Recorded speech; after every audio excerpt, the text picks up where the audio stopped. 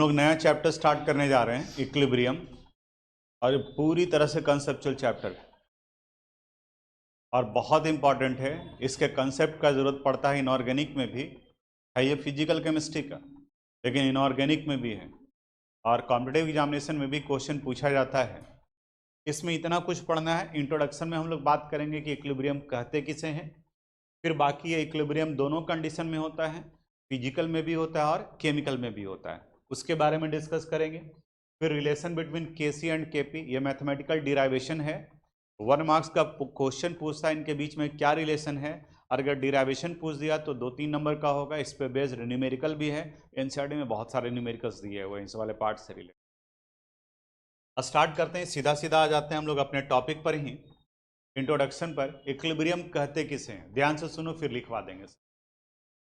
Equilibrium कहा जाता है इट इज द स्टेट और condition at which the rate of forward changes become equal to rate of backward changes, चाहे वो physical process हो या केमिकल प्रोसेस हो। जैसे कि एग्जाम्पल बताते हैं, जैसे अगर मान लिया कि आपका सिलेबस स्टार्ट हुआ, 10th पास किए, 10th पास करने के बाद में आप आए 11th में भी आपको लगा कि नहीं जितना मार्क्स मेरा 10th में आ रहा है वो उतने से हम सेटिस्फाइड नहीं हैं, हमें कुछ और मार्क्स चाहिए होता था। तो आप ये डिसाइड किए, स्टूडेंट हैं पूरी तरह से फर्स्ट क्लास कहीं पर भी आप ज्वाइन किए हैं, हाईली एनर्जेटिक कंडीशन में आप हैं कि जितना कुछ बताएंगे वो सब फेयर करेंगे, ये करेंगे, उससे रिलेटेड जितना क्वेश्चन है खोज करके बनाएंगे। ऐसा होता भी है। आप घर में जाते हैं, उसी पार्ट को रिवाइज भी करते हैं, अगले दिन क्या पढ़ाई होने वाला है उसको आप देख करके भी आते हैं कि अच्छा आप नेक्स्ट क्लास में सर ने बता दिया है कि ये टॉपिक डिस्कस करने वाले हैं तो हम प्रिपेयर्ड होकर के जाएं। बहुत अच्छा, यहाँ से चला ठीक है। लेकिन धीरे धीरे हम वो एनर्जी को फिर भूलने लगते हैं, वो एनर्जी जिससे हम स्टार्ट किए थे उस पार्ट से हम लोग हटने लगते हैं और फिर धीरे धीरे उधर उधर की बातें वगैरह में अपने आप को जो है इंगेज करना शुरू कर देते हैं। एज ए रिजल्ट ये होता है कि एक तरफ तो टीचर आगे बढ़ रहे हैं, आप भी बढ़ रहे हैं, लेकिन पीछे वाले पोर्शन का रिवीजन नहीं कर रहे हैं, तो वहाँ पर आप क्या हो रहे हैं, भूल रहे हैं। यानी कि फॉरवर्ड चेंजेज हुआ आगे बढ़ना, और पीछे वाला पार्ट जो आप भूल रहे हैं वो क्या हो गया, बैकवर्ड हो गया। और एक समय ऐसा आएगा कि जितना आप अभी 1 महीना पहले जान रहे थे उतना ही 1 महीना के बाद भी जान रहे हैं। जैसे ही स्टार्ट हुआ इक्विलिब्रियम, अब केमिकल बॉन्डिंग खत्म हो गया। इक्विलिब्रियम के बाद में पढ़ेंगे रिडॉक्स रिएक्शन, तो थर्मोडायनेमिक्स भी खत्म हो गया। तो एज ए रिजल्ट क्या हुआ, आपके पास में सिर्फ 2 ही चैप्टर का कंसेप्ट रहा क्योंकि आपने रिवीजन नहीं किया। तो हम कह सकते हैं कि अब आप इक्विलिब्रियम अटेन कर चुके हो कि आपके पास में सिर्फ 2 ही चैप्टर का कंसेप्ट रहेगा। जिस रेट से आप आगे बढ़ रहे हैं उसी रेट से आप कहाँ जा रहे हैं, पीछे की तरफ। ये फिजिकल का एग्जाम्पल हो। एक और बताते हैं, जिम में आप देखे होंगे ट्रेडमिल पे लोगों को दौड़ते हुए, ठीक है, आप देख रहे हैं कि वो प्लेटफॉर्म पे दौड़ रहे हैं। आप इमेजिन करो एक कंडीशन कि सामने से यहाँ कर्टेन लगा हुआ है या दीवार लगा हुआ है, ठीक है, और उधर वाले व्यक्ति को, जो ऑब्जर्वर है, उसको ये नहीं पता है कि ये ट्रेडमिल पे दौड़ रहा है, तो उसे वो व्यक्ति दौड़ता हुआ महसूस नहीं होगा। उस सामने वाले को लगेगा कि ये सिर्फ क्या कर रहा है, कूद रहा है, ठीक है, वो कूद रहा है और कुछ नहीं कर रहा है, वो हिल रहा है, कूद रहा है। जबकि हो क्या रहा है, यहाँ पर ये ट्रेडमिल पर व्यक्ति दौड़ रहा है। अब व्यक्ति के बारे में बात करते हैं। ये ट्रेडमिल पर जब आप दौड़ रहे हैं तो आपको इक्विलिब्रियम मेंटेन करना जरूरी होता है, क्योंकि जिस स्पीड से प्लेटफॉर्म बैकवर्ड डायरेक्शन में मूव कर रहा होता है उसी स्पीड से आपको आगे की तरफ में दौड़ना पड़ता है, तभी आप ट्रेडमिल पे टिके रहेंगे। दोनों में से किसी का भी स्पीड ज़्यादा या कम हुआ आप गिर जाएंगे। अगर ट्रेडमिल का स्पीड ज़्यादा हो गया और आपका स्पीड कम है, पीछे की तरफ गिर जाएंगे। ट्रेडमिल का स्पीड कम है और आपका स्पीड ज़्यादा हो गया, आप आगे की तरफ में गिर जाएंगे। तो यानी कि वहाँ पर भी क्या मेंटेन किया गया, इक्विलिब्रियम मेंटेन किया गया है। इक्विलिब्रियम को डायनामिक इक्विलिब्रियम भी कहा जाता है। डायनामिक इक्विलिब्रियम कहने का मतलब ये कि अगर कंटिन्यूअस चेंजेज हो रहा हो और बाहर से देखने से आपको लगे कि उसमें कोई चेंजेस नहीं आ रहा है, तब इस इक्विलिब्रियम को हम लोग डायनामिक इक्विलिब्रियम कहते हैं। यानी कि दोनों प्रोसेस लगातार चल रहा है। जैसे वो व्यक्ति जो ट्रेडमिल पे दौड़ रहा था, एक्सटर्नली देखने से आपको लगेगा कि यहाँ कोई चेंजेस नहीं हो रहा है, कोई मूवमेंट नहीं हो रहा है, फिजिक्स के अनुसार से कहीं कोई वर्क नहीं हो रहा है, डिस्प्लेसमेंट नहीं दिख रहा है बाहर से देखने के बाद में, लेकिन रियल में वहाँ पर मूवमेंट चल रहा है। लेकिन जितना प्लेटफॉर्म उसको पीछे ले जा रहा है उतना ही वो कहाँ बढ़ जा रहा है, आगे की तरफ। तो दोनों तो कंटिन्यू चल रहा है। तो अगर फॉरवर्ड में भी मूवमेंट हो और बैकवर्ड में भी मूवमेंट हो, लेकिन रेट दोनों का अगर बराबर है, तब उस इक्विलिब्रियम को हम लोग डायनामिक इक्विलिब्रियम कहें। ये होता भी है, जैसे अगर 0 डिग्री सेल्सियस टेम्परेचर पर आप आइस को रखते हैं, छोड़ दो स्टिल कुछ देर के लिए, थर्मस फ्लास्क के अंदर में रखा हुआ है, 0 डिग्री सेल्सियस टेम्परेचर मेंटेन किए हुए है, कुछ समय के बाद में आपको दिखाई देगा कि थोड़ा सा आइस जो है वो मेल्ट कर रहा है, किस में, वाटर में। एट द सेम टाइम कुछ वाटर भी जो है वो सॉलिडिफाई करेगा आइस में, और जैसे ही वो इक्विलिब्रियम मेंटेन कर लेगा, आइसोलेटेड सिस्टम में आप डाल करके रखे हैं, तो जितना आइस और वाटर है वो हमेशा इक्विलिब्रियम मेंटेन किए हुए रहेगा। रीजन क्या है, वाटर का फ्रीजिंग पॉइंट 0 डिग्री सेल्सियस होता है, यानी कि अगर 4 डिग्री सेल्सियस वाटर का टेम्परेचर है, जैसे जैसे कम करते जाओगे, जैसे ही टेम्परेचर 0 आएगा वो सॉलिडिफाई कर जाएगा। और आइस का मेल्टिंग पॉइंट भी 0 डिग्री सेल्सियस होता है, यानी कि -5 पर वो आइस है, अब टेम्परेचर जैसे जैसे बढ़ना शुरू हुआ, जैसे ही वो 0 पहुंचेगा वो क्या कर जाएगा, मेल्ट कर जाएगा। यानी आइस 0 पर पहुंचने के बाद में मेल्ट कर गया, लेकिन वाटर जो आइस के कांटेक्ट में है, जैसे ही वो 0 डिग्री के कांटेक्ट में आएगा, फिर वो क्या हो जाएगा, सॉलिडिफाई कर जाएगा। तो कई बार में मैजिशियन जो होते हैं वो इस कंसेप्ट से भी दिखाते हैं कि देखिए हम आइस के आर पार काट करके बता सकते हैं, धागा लिए या कुछ जो शार्प ऑब्जेक्ट लिए, उसको कट करते हुए आइस का बड़ा सा ब्लॉक है वो नीचे की तरफ में चले गया, ये पूरा आर पार हो गया, और फिर सिल्ली को उठाया गया तो वो जुड़ा हुआ था। हुआ क्या, यहाँ से जैसे ही वो कट कर रहा था तो इस जगह का आइस मेल्ट किया, और मेल्ट करेगा तो किस में कन्वर्ट कर जाएगा, वाटर में। अब ये वाटर जो बीच में आ रहा है वो किसके कांटेक्ट में, आइस का। आज का टेम्परेचर जो है जैसे ही इसके वाटर के टेम्परेचर को 0 पहुंचाएगा, अब वो तुरंत वाटर से किस में कन्वर्ट कर जाएगा, आइस में। तो जब तक वो थ्रेड नीचे की तरफ में मूव कर रहा था, तब तक अपर वाला पार्ट जो है वाटर जो है वो सॉलिडिफाई कर रहा था। कई मूवी वगैरह में भी आप देखते होंगे कि लेक जो है वो पूरा जम गया है, वहाँ पर कोई एक्टर जो है वो अपर पार्ट पर था, क्रैक किया, वो नीचे गया, और नीचे जाने के बाद में जब तक वो ऊपर आ रहा है, तब तक वो जो होल बना था वो फिर क्या हो चुका है, ब्लॉक हो चुका है। तो वो इक्विलिब्रियम को मेंटेन करता है। तो ये सारे इक्विलिब्रियम फिजिकल प्रोसेस में हुए। उसी तरह से इक्विलिब्रियम केमिकल प्रोसेस में भी होता है। तो यानी यहाँ डेफिनेशन में क्या बताया गया, एट इक्विलिब्रियम, यानी कोई फिजिकल या केमिकल प्रोसेस जब इक्विलिब्रियम अटेन कर चुका है, at equilibrium rate of forward changes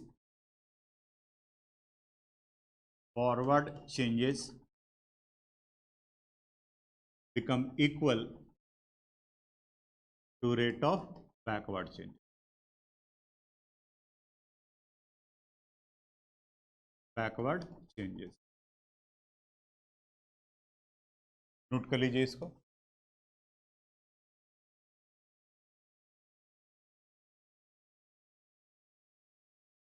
chemical equilibrium को ही हम लोग को यहाँ पर मेन कंसंट्रेट करना है।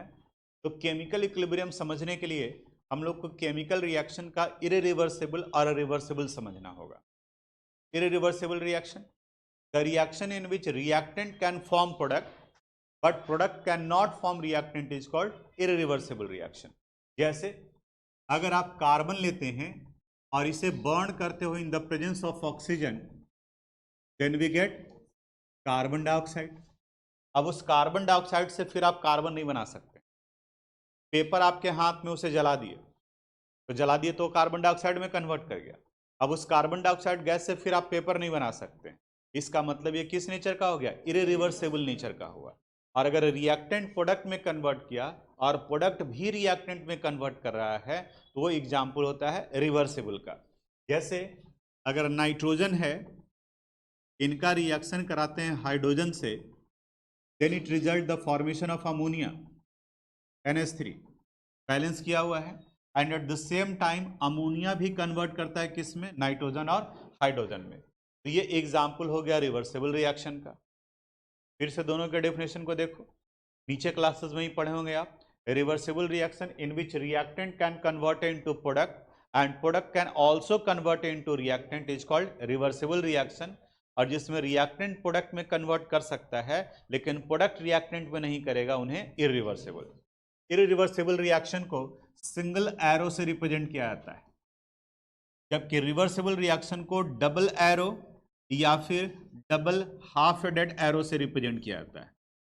दोनों देखोगे आप लिखा हुआ रहेगा। बाकी आपके फैकल्टी जो बताएं, जनरली ज़्यादा पॉपुलर होता है डबल हाफ हेडेड एरो, इसका इस्तेमाल करते हैं। यानी ये बता रहा है एरो क्या करता है, डायरेक्शन बताता है। जैसे इसमें ये बता रहा है कि ये मिलकर इसमें कन्वर्ट कर रहे हैं, और यहाँ ये बता रहा है कि ये नाइट्रोजन और हाइड्रोजन मिलकर अमोनिया में जा रहा है, और अमोनिया फिर किस में कन्वर्ट कर रहा है, नाइट्रोजन और हाइड्रोजन में। अब जरा सोचो इक्विलिब्रियम आएगा कहाँ पर, तो इक्विलिब्रियम में बताया जहाँ फॉरवर्ड चेंजेज और बैकवर्ड चेंजेज दोनों बराबर हो जाता है। तो बताओ तो इसमें बैकवर्ड आएगा क्या, इसमें बैकवर्ड आएगा, इसमें फॉरवर्ड डायरेक्शन में भी जा रहा है और बैकवर्ड डायरेक्शन में भी जा रहा है। तो इक्विलिब्रियम सिर्फ और सिर्फ किस रिएक्शन में आएगा, रिवर्सिबल में। तो रिवर्सिबल रिएक्शन का टर्म यूज हो रहा था, इसलिए हम यहाँ पर इरिवर्सिबल भी डाल दिए, ताकि अब जब आगे जब बात करेंगे इक्विलिब्रियम का तो सिर्फ रिवर्सिबल रिएक्शन का यूज करेंगे, ना कि इरिवर्सिबल। ठीक है, तो अब लिखिए, इतनी बात को लिखवा देते हैं। यहाँ वर्ड आपको स्क्रीन पर दिखाई दे रहा है, होमोजीनियस एंड हेट्रोजीनियस। पहले ही पढ़े होंगे, मिक्सचर में भी आया था होमोजीनियस एंड हेट्रोजीनियस। होमोजीनियस का मतलब यूनिफॉर्म होता है। यहाँ कहा गया if all reactant and products are in same phase, either solid, liquid और in gas, if all reactant and products are in same phase then it is called homogeneous. और अगर इनमें से कोई भी एक डिफर कर रहा है तब उन्हें कहा जाएगा हेट्रोजीनियस। और उसी में टर्म लास्ट में आ जाता है इक्विलिब्रियम। तो इक्विलिब्रियम जैसे ही आएगा इसका मतलब रिएक्शन रिवर्सिबल होगा या इरिवर्सिबल होगा, रिवर्सिबल होगा। यानी कि वैसे रिवर्सिबल रिएक्शन जहां all reactant and product same phase में हो वो होमोजीनियस इक्विलिब्रिया अटेन करेगा, और जहां कोई भी एक डिफर कर रहा उसे हेट्रोजीनियस कहेंगे। जैसे एग्जाम्पल देखो, अगर हम लोग इसी को ले लें, नाइट्रोजन गैसेस स्टेट में पाया जाता है, hydrogen it is also in gaseous state, और ये रिएक्ट कर फॉर्मेशन करता है अमोनिया का 2NH3, it is also in gaseous state. तो ये एग्जाम्पल हो गया होमोजीनियस इक्विलिब्रियम का, होमोजीनियस। वहीं अगर आप कैल्शियम कार्बोनेट को लेते हैं CaCO3, लाइमस्टोन कहा जाता है, ये सॉलिड स्टेट में होता है, ये भी रिवर्सिबल रिएक्शन शो करता है। अगर स्ट्रांगली हीट करेंगे इसे तो ये डिकम्पोज करता है calcium oxide, it is in solid state, and carbon dioxide it is in gaseous state. देखो तो यहाँ पर सारे रिएक्टेंट और प्रोडक्ट एक फेज में है, दो फेज आ गया, एक सॉलिड भी आ गया, दूसरा गैस भी आ गया। तो इसलिए एग्जाम्पल किसका हो गया, हेट्रोजीनियस का। और अगर इसमें इक्विलिब्रियम अटेन होता है तो एग्जाम्पल होगा हेट्रोजीनियस इक्विलिब्रिया का। क्लियर है। लॉ ऑफ मास एक्शन, ये भी एक इंपॉर्टेंट टॉपिक है, यहाँ बताते चल रहे हैं फिर लिखवा देंगे, यहाँ ध्यान देना। एक जनरल केमिकल इक्वेशन लेते हैं, suppose A moles of A, it is in gaseous state, it react with B moles of B in gaseous state and form C moles of C in gaseous state। आगे में small a, small b और small c, इसको स्टिक्योमेट्रिक coefficient कहा जाता है। इसी को और सिंपल तरीके से number of mole of reactant and product कहा जाता है। जैसे हम लोग यहाँ पर अभी इक्वेशन को देखें तो N2 + 3H2 लिखा हुआ है, N2 + 3H2, तो आगे में ये 3 number of moles of hydrogen को रिप्रेजेंट कर रहा है। यहाँ कुछ नहीं है, इसका मतलब यहाँ कितना नंबर ऑफ मोल, 1 है। तो उसी तरह से यहाँ पर A, B और C के आगे में इसका नंबर ऑफ मोल लगा हुआ है। आपसे सवाल, पहला सवाल ये कि ये रिएक्शन रिवर्सिबल है या इरिवर्सिबल, रिवर्सिबल है, तो रिवर्सिबल है तो इक्विलिब्रियम अटेन करेगा ये। दूसरा सवाल ये कि होमोजीनियस है या हेट्रोजीनियस। क्यों homogeneous, because all reactant and products are in gaseous state, single phase में है इसलिए। अगर इनमें से कोई भी एक डिफर कर जाता तो हेट्रोजीनियस हो जाता। अब लॉ ऑफ मास एक्शन क्या बताता है, लॉ ऑफ मास एक्शन बताता है कि A और B जब C में कन्वर्ट कर रहा है तो इस रिएक्शन को हम लोग फॉरवर्ड रिएक्शन कहते हैं, और वहीं जब C B और A में कन्वर्ट कर रहा है तो इसे रिवर्स रिएक्शन या फिर क्या कहते हैं, बैकवर्ड रिएक्शन। तो फॉरवर्ड रिएक्शन का रेट और बैकवर्ड रिएक्शन का रेट उस वक्त के रिएक्टेंट के कंसंट्रेशन पर डिपेंड करता है। यानी कि लॉ ऑफ मास एक्शन के अनुसार से अगर हम लोग रेट ऑफ फॉरवर्ड रिएक्शन निकालें, रेट ऑफ फॉरवर्ड रिएक्शन ये बताता है it is directly proportional to the product of molar concentration of reactant. तो रिएक्टेंट कौन कौन है, ए और बी। तो product of molar concentration of A and B, और मोलर कंसंट्रेशन को स्क्वायर ब्रैकेट के अंदर में रखते हैं with the power of their stoichiometric coefficient. तो यहाँ पावर ए और यहाँ पावर बी। इस प्रोपोर्शनलिटी को हटाने के लिए एक कांस्टेंट यूज करते हैं, क्योंकि फॉरवर्ड था तो यहाँ पर यूज किया जाता है K F into A to the power A into B to the power. ये इक्वेशन फर्स्ट हो गया। ये फॉरवर्ड रिएक्शन के लिए हुआ। तो फॉरवर्ड जब ये इसमें कन्वर्ट कर रहा है तो रिएक्टेंट ए और बी है, लेकिन वही जब इसमें कन्वर्ट कर रहा है तो इस कंडीशन में रिएक्टेंट कौन हो जाएगा, सी, और प्रोडक्ट कौन होगा, ए और बी।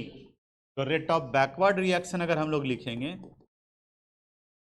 बैकवर्ड को रिवर्स भी कहा जाता है, रेट ऑफ बैकवर्ड रिएक्शन, तो लॉ ऑफ मास एक्शन के अनुसार से it is directly proportional to the product of molar concentration of the reactant. तो यहाँ तो दो रिएक्टेंट था, लेकिन यहाँ कितना रिएक्टेंट है, एक। तो सिर्फ ये आ जाएगा molar concentration of C with the power of their stoichiometric coefficient. तो सी का पावर कितना है, सी, तो टू द पावर सी। ये फॉरवर्ड था तो कांस्टेंट हम लोग के एफ यूज किए। तो ये बैकवर्ड है तो बताओ कांस्टेंट क्या यूज करेंगे, K B, C to the power C. ये हो गया इक्वेशन सेकेंड। स्टार्ट किए थे इक्विलिब्रियम, तो उस वक्त में बताया था कि जब कोई रिएक्शन इक्विलिब्रियम अटेन कर चुका है तो रेट ऑफ फॉरवर्ड रिएक्शन और रेट ऑफ बैकवर्ड रिएक्शन ये दोनों क्या हो जाता है, बराबर, सेम हो जाता है। तो इसको हम लोग ऐसे लिख सकते हैं, at equilibrium rate of forward reaction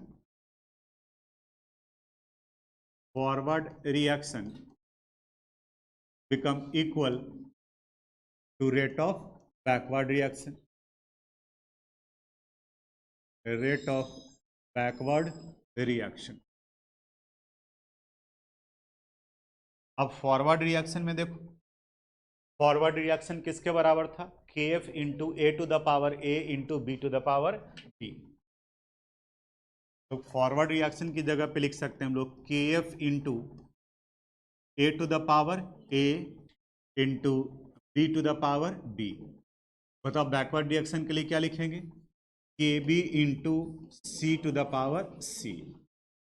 और देखो तो इसे थोड़ा सा रीअरेंज करते हैं, दोनों कांस्टेंट को एक जगह पर ले आते हैं, K F by K B it would be equal to molar concentration of C to the power C by molar concentration of A to the power A into molar concentration of B to the power B. ये K F है rate constant for forward reaction, K B है rate constant for backward reaction, और ये दोनों combine कर एक नए constant का फॉर्मेशन करते हैं जिन्हें इक्विलिब्रियम कांस्टेंट कहा जाता है। तो इक्विलिब्रियम कांस्टेंट ये आ गया C to the power C by A to the power A into B to the power. ये इक्विलिब्रियम कांस्टेंट के सी का एक्सप्रेशन हो गया। कौन क्या है यहां पर लिख देते हैं हम लोग एक बार, वेयर के एफ किसको रिप्रेजेंट कर रहा है, rate constant for forward reaction. अब आप बताओ के बी किसको रिप्रेजेंट कर रहा है, rate constant for backward reaction. और ये दोनों मिलकर एक नए कांस्टेंट का फॉर्मेशन कर रहे हैं के सी, और इस के सी को क्या कहा जाएगा, equilibrium constant. K C is equilibrium constant. अब इक्विलिब्रियम कांस्टेंट में ऊपर में प्रोडक्ट का मोलर कंसंट्रेशन और नीचे में रिएक्टेंट का molar concentration with the power of their stoichiometric coefficient.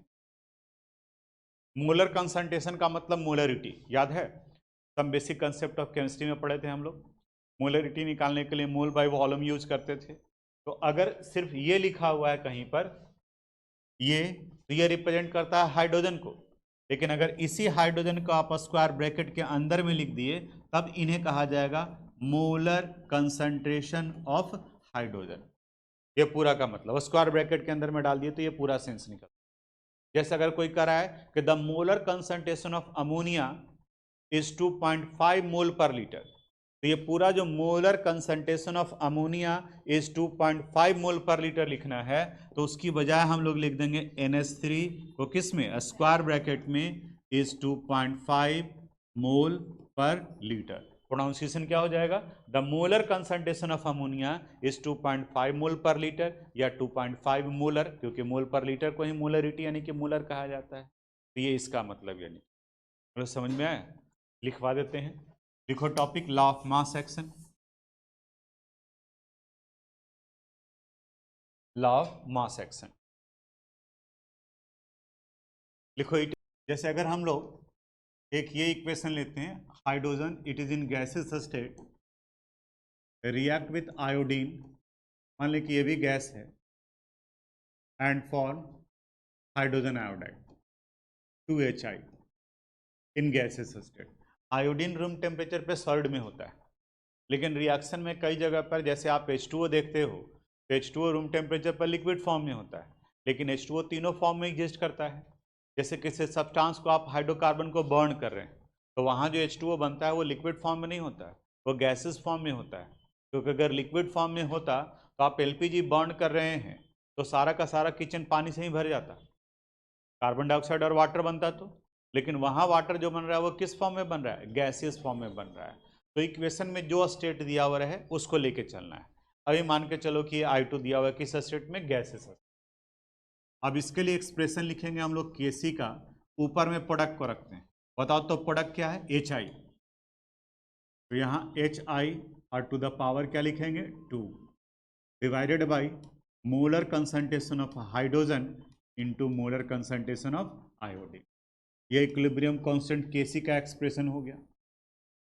और दूसरा इक्वेशन लेते हैं, अगर दिया हुआ है 2SO2 it is in gaseous state plus O2 in gaseous state, it result the formation of 2SO3 in gaseous state। अब आप बता सकते हो, बोलो Kc would be equal to क्या लिखेंगे, molar concentration of SO3 to the power 2, और नीचे में आ जाएगा molar concentration of SO2 to the power 2 into molar concentration of O2। इसी मोलर कंसंट्रेशन को एक्टिव मास भी कहा जाता है। तो कुछ एक ऑब्जेक्टिव वगैरह में भी यूज करता है, तो स्क्वायर ब्रैकेट में लिखे हैं, ये एक्टिव मास को भी रिप्रेजेंट कर रहा है और मोलर कंसंट्रेशन को भी रिप्रेजेंट कर रहा है। ये लिख दिए। एक और इक्वेशन लेते हैं, nitrogen is in gaseous state, it react with 3 moles of hydrogen, it is also in gaseous state and result the formation of 2 moles of ammonia 2NH3, it is in gaseous state. अब इसके लिए equilibrium constant Kc का expression लिखते हैं। बताओ क्या लिखा जाएगा, molar concentration of NH3 to the power 2, और नीचे में क्या आएगा, molar concentration of N2 into molar concentration of H2 to the power 3। लिख सकते हैं आप लोग। देखिए यहाँ अब एक और लेते हैं हम लोग। सपोज यहाँ दिया हुआ है calcium carbonate CaCO3, it is in third state and it give CaO, it is in third state plus CO2 in gaseous state। ये इक्वेशन भी बैलेंस्ड है। अब इसका एक्सप्रेशन लिखेंगे तो बताओ तो Kc would be equal to क्या लिखा जाएगा, मोलर कंसंट्रेशन ऑफ CaO, ये किस स्टेट में, सॉलिड में। क्यों लिखे हैं वो आगे बात करते हैं। Molar concentration of CO2 divided by molar concentration of CaCO3, it is in solid state. अब यहाँ पर एक नया कंसेप्ट आता है। नया कंसेप्ट क्या आता है, कहता है कि जब आप इक्विलिब्रियम कांस्टेंट का एक्सप्रेशन लिख रहे हैं, तो अगर कोई सब्सटेंस प्योर सॉलिड या प्योर लिक्विड फॉर्म में हो, लिक्विड और एक्वस दोनों में फर्क है। जैसे सोडियम क्लोराइड का एक्वस सॉल्यूशन बनता है, तो यहाँ NaCl एक्वू लिखते हैं हम लोग। सोडियम क्लोराइड को आपने वाटर में डिजोल्व किया तो ये लिक्विड नहीं हुआ, ये क्या बन गया, एक्वस। H2O लिक्विड है, वाटर लिक्विड है, तो H2O के ब्रैकेट में क्या लिखा जाएगा, लिक्विड। तो कहता है कि अगर प्योर सॉलिड और लिक्विड फॉर्म में अगर कोई है तो इनके कंसंट्रेशन को नहीं लिखते हैं, इनकी बजाय क्या लिखा जाता है, 1। रीजन इसके पीछे का बताता है कि पूरे केमिकल रिएक्शन में इनके कंसंट्रेशन में कोई चेंजेस नहीं आता है, सिर्फ इनका अमाउंट चेंज करता है। बहुत कन्फ्यूजन है स्टूडेंट को, ये क्या बोल रहे हैं हमको समझ में नहीं आ रहा है कि कंसंट्रेशन नहीं अमाउंट चेंज करता है। अब समझते हैं इसको इत्मीनान से, ध्यान से देख। 2 लीटर पानी लिए, यहाँ भी 1 लीटर है और यहाँ भी 1 लीटर है, ठीक है। इस जगह पर हम 40 ग्राम सोडियम हाइड्रोक्साइड डाल दिए और इस जगह पर 20 ग्राम सोडियम हाइड्रोक्साइड डाल दिए।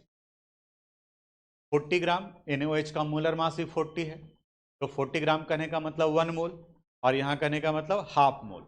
1 लीटर पानी में डाल दिए, तो इस जगह पर जो सॉल्यूशन बनेगा उसका कंसंट्रेशन 1 मोलर और यहाँ जो सॉल्यूशन बनेगा उनका कंसंट्रेशन 0.5 मोलर। दोनों का कंसंट्रेशन अलग अलग है। अब जब ये केमिकल रिएक्शन में इन्वॉल्व हो रहा है, ये एक्वस सॉल्यूशन है, तो जैसे जैसे इनका सोडियम हाइड्रोक्साइड का अमाउंट कम होने लगेगा तो इनका कंसंट्रेशन भी कम होने लगेगा। लेकिन अगर कोई प्योर सॉलिड फॉर्म में होगा तो सिर्फ उनका अमाउंट कम होने लगेगा, कंसंट्रेशन कम नहीं होगा। इसको और दूसरे एग्जाम्पल से लेते हैं। फिर 2 लीटर पानी लिए, 1 लीटर यहाँ 1 लीटर यहाँ, ठीक। इसमें 2 चम्मच चीनी डाले और शरबत बनाए, इसमें 1 चम्मच चीनी डाले और शरबत बनाए, दोनों शरबत बना, दोनों एक्वस सॉल्यूशन बना। अब आप बताओ कि दोनों को जब टेस्ट करेंगे तो बराबर मीठा लगेगा या कोई ज़्यादा या कम लगेगा? कोई ज़्यादा और कम लगेगा। कौन ज़्यादा मीठा लगेगा? जिसमें 2 चम्मच चीनी डाले हैं वो ज़्यादा मीठा लगेगा, जिसमें 1 चम्मच चीनी डाले हैं वो कम लगेगा। इसका मतलब अमाउंट के चेंज करने पर इनका कंसंट्रेशन चेंज कर रहा है। अब क्या करते हैं, शरबत नहीं बनाते हैं, मिश्री लेते हैं। मिश्री देखें आप, मिश्री का बड़ा सा स्टोन लेते हैं। मिश्री एक कभी क्रिस्टल फॉर्म में भी आता है, वो नहीं लेना है। मिश्री एक ढेलवा फॉर्म में भी आता है, ताल मिश्री भी कहते हैं लोग, ढेलवा मिश्री भी कहते हैं, ठीक है। आप जाओगे किराना दुकान में तो वहाँ पर वो अवेलेबल है, मिल जाएगा। तो बड़ा सा स्टोन फॉर्म में जो मिश्री है वो लेना है, ठीक। अब ध्यान से समझना, इसका एक छोटा सा टुकड़ा भी तोड़ करके अलग कर लिए। अब इसको थोड़ा सा चख करके देखते हैं, मीठा लगेगा। ये जो छोटा वाला इसको भी चख करके देखते हैं, ये भी मीठा लगेगा। अब आप बताओ दोनों बराबर मीठा लगेगा या कम या ज़्यादा लगेगा? बराबर मीठा लगेगा। ये बड़ा वाला भी उतना ही मीठा लगेगा और ये छोटा वाला टुकड़ा भी क्या लगेगा? उतना ही मीठा लगेगा। चख करके देखना, ठीक है, ठीक है। इसका मतलब ये हुआ कि यहाँ ये मिश्री का अमाउंट चेंज हो गया।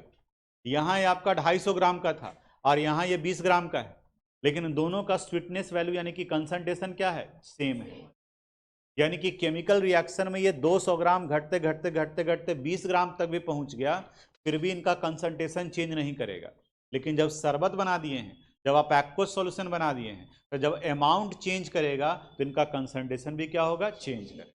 तो चूंकि प्योर सॉलिड और प्योर लिक्विड का कंसंट्रेशन चेंज नहीं करता है, इसलिए इनके कंसंट्रेशन की बजाय यहाँ पर, यही था ना, इसी जगह पर, इनके कंसंट्रेशन की बजाय हम लोग यूनिटी कंसीडर करते हैं, इसे हम लोग 1 लिखते हैं। तो जहाँ पर भी सॉलिड होगा तो आपको अब अगला स्टेप लिखने का जरूरत नहीं है, डायरेक्ट ही आप लिखोगे, यहाँ ये 1 आ गया into molar concentration of CO2 divided by 1, it means molar concentration of, ठीक है। अब कुछ बुक का क्वेश्चन है उस पर आ जाते हैं सीधा सीधा। यूनिट ऑफ इक्विलिब्रियम कांस्टेंट उसके बाद में आ जाएंगे। ये आपके एनसीईआरटी बुक का है। कह रहा right the expression for the equilibrium constant Kc for each of the following reaction. आप बताइए होमोजीनियस है या हेट्रोजीनियस है? यहाँ रिवर्सिबल इमेजिन करना, आप यहाँ पर ऐसे देखो तो लिखेंगे Kc would be equal to, आप बताओ, molar concentration of NO to the power 2 divided by molar concentration, sorry एक और छोटा, into molar concentration of Cl2, और नीचे में क्या आ जाएगा? Molar concentration of NaCl to the power, ठीक है। दूसरा क्वेश्चन, यहां पर भी ये रिवर्सेबल रिएक्शन है। Equilibrium constant Kc would be equal to, ये किस स्टेट में है? इसकी जगह पर क्या लिखेंगे? 1। तो आप बताओ, molar concentration of NO2 to the power 4 into molar concentration of O2 divided by, ये किस स्टेट में है? तो इनके लिए भी क्या लिखा जाएगा? 1। यानी सिंपल आ गया, molar concentration of NO2 to the power 4 into, बोलो समझ में आया? ये इक्विलिब्रियम कांस्टेंट का एक्सप्रेशन हो गया जो लिखना था, और ध्यान जो देना था वो ये पार्ट है, यहाँ नोट में लिखे हैं, in writing the expression for equilibrium constant the concentration of solid and pure liquid is considered as unity because the concentration remain constant during the reaction. यानी कि सॉलिड का सिर्फ क्या होता है, अमाउंट चेंज करता है, उनका कंसंट्रेशन चेंज नहीं करता है। और जहाँ कंसंट्रेशन चेंज नहीं करेगा तो उसके एक्सप्रेशन को हम लोग लिखेंगे नहीं, क्योंकि बाकी तो स्टार्टिंग में और एंड में दोनों का वैल्यू जो सेम ही रह जाएगा। ये बाद में लिखना, ऊपर वाला सिर्फ एक्सप्रेशन लिखना। Thanks for watching this video. अगर